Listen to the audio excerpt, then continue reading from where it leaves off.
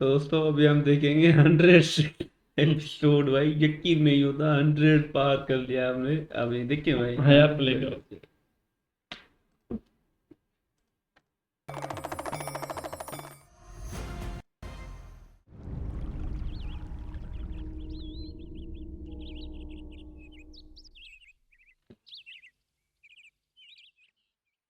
इतना अपमान क्यों सह रहे हैं आप मेरे लिए? और कब तक? क्या आवश्यकता है आपको? न जाने कितने कल बीत गए एक दूसरे के बिना। तुम भटकती रही, मैं भी भटकता रहा। यदि आज मेरा और तुम्हारा मिलन संभव हुआ है तो उसका एकमात्र कारण तुम्हारे पिता ही तो है। उनके घोर तप के माध्यम से तुम्हारा इस रूप में अवतरण हुआ है, केवल मेरे लिए। नहीं तो कौन जाने कितने कल और इस एकाकीपन में व्यतीत करने पड़ते।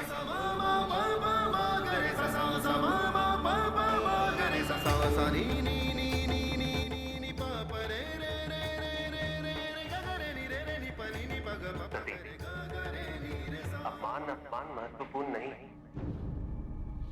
हम अपने विवाह को इतने तुच्छ मतभेद में नहीं बांध सकते। यदि अब कुछ महत्वपूर्ण है तो है इस मिलन का उद्देश्य।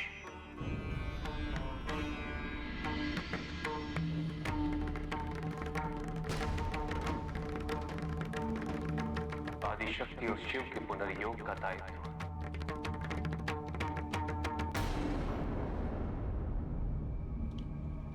ये किस दायित्व की बात कर रहे हैं आप? हमारे पुनर्मिलन का क्या उद्देश्य है?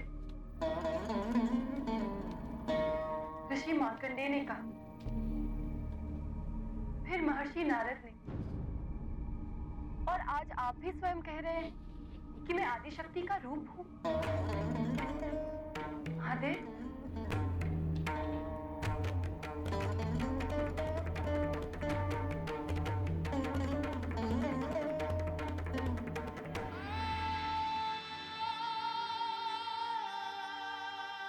यदि ये सत्य है तो मुझे कुछ भी याद क्यों नहीं है? बताइए ना महादेव, कब ज्ञात होगा मुझे ये रहस्य? बताइए ना। कोई रहस्य नहीं है सती।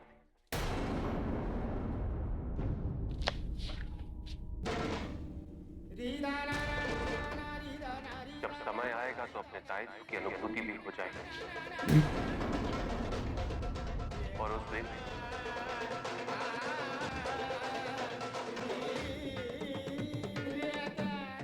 हम अपने दायित्व के अनुकूल व्यवहार करने लगेंगे।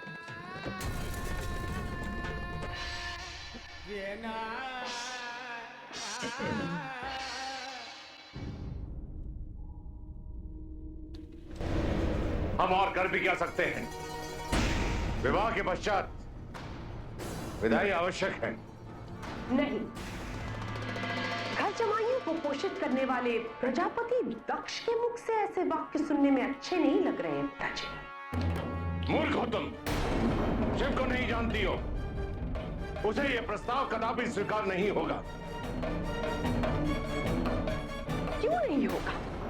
क्या आपके दूसरे घर जमाइयों में ये आत्मसम्मान सुधरवा नहीं? मुझे बिगाड़ रही है सारी। क्या उनके पद ये तली शिव की तुलना पता में नहीं कहाँ नहीं? रहने के लिए जब उन्होंने आपके प्रस्ताव को स्वीकार किया वो बस जलन की पड़ी है। जलन तो छोड़ दो थोड़ी देर के लिए। इसका पिछला दिखाओ कौन सही है, इसको समझाते हैं। संबंधों की आती तो कठोर से कठोर हृदय कोमल हो जाता है। तुम्हारा पति कहाँ है? आपको शिव से क्षमा मांगनी पड़ेगी। क्षमा? शिव से क्षमा? ये तुम क्या कह रही हो विजया? ये शिव से क्षमा मांगने का अर्थ है कि मैं अपनी पराजय स्वीकार कर लूं। ये बात है। और ये कदापि संभव नहीं है। कदापि बोल के थक यदा गए कदा आप बेचारे। ही के मुख से सुना था पिताजी कि यदि छोटी लड़ाई हार कर बड़ा युद्ध जीतते हो तो ये भी करो। याद रहे, शिव और सती के संबंध में मतभेद उत्पन्न करने के लिए उन्हें हमारे समीप होना होगा। अब आप और हम तो कैलाश जा नहीं रहे, तो विकल्प क्या है? इसका विकल्प यह है कि आप जाकर शिव से अनुनय विनय कीजिए, उन्हें मनाइए कि वो आपके घर जमाई बनकर यहीं पर रहे, और तभी हमारी ये योजना सफल होगी। शिव से आपको क्षमा तो मांगनी ही पड़ेगी।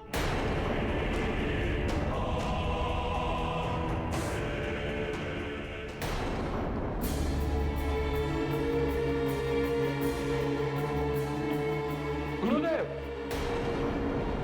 यहाँ मेरे प्राणों पर बनाइए और आप तपस्या में लीन है। ये भी बड़े दलील है। क्या आपको आपके शिष्य की तनिक भी चिंता नहीं, नहीं ये है? ऐसा नहीं है। इसको नारद मुनि ने फंसाया था। ये बेचारे बैठे हुए थे, उसको बोला शिव जी शादी करे ना, सती के साथ बेटा पैदा होगा फिर तुम्हें वध करेगा। फिर ये बड़ी था, ये कहाँ से आ गया? ये पिता मांगा पिता मांगा। फिर कोई नया गुरु है। कहाँ से निकल रहा है? कसम, तुम हमारी तपस्या भंग करने क्यों आए हो यहाँ पर? ये भी तपस्या में लगा हुआ है। वहाँ शिव और सती का विवाह हो गया है।